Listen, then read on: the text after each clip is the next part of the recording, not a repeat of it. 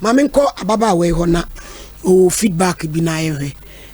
madam pacha udi ni de sen me pacha ye frame Joanna mami Joanna no pay adawroma pacha no pay de boko Sompa 93.1 da okua da me de masem ebe da mo se yare bi e wo me so Emma doctor ni bi frɛ se Sompa FM nyame adom ma frɛ no wa ma me direction makɔ no makɔgi aduro agi bibia de abanto so obɛhwɛ me ni mabusua be 3 months ansana ya hu bibia empuma se bi no Utie ohinini ada na ko ye ojiwisika me pa cho da bi 10 pesos kra wanje me bi Sompa Nkomo nyame nhira wanje me 10 pesos kra korokra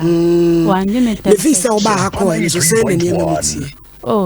kakra enuama ye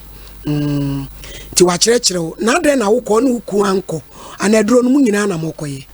ye nyina na be bai anopa no me di kan frɛ no nti me kunu gi na wone ne kasai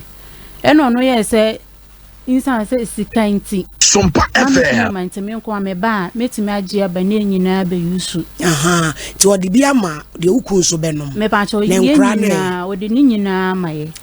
ye ne mpula ni mi nyina aiko eba ya yiko doctor sepa me dana se me pa cho wo aboa kwa sepa se ubesi wo abesia se junction aboa kwa sepa se ubesi wo abesia se junction futukwan bi da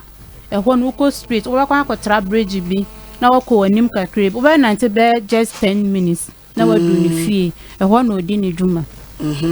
ti wa ye okama me ba twa wa hwe me kama yo mam se wa ye nua be ene ohema de feedback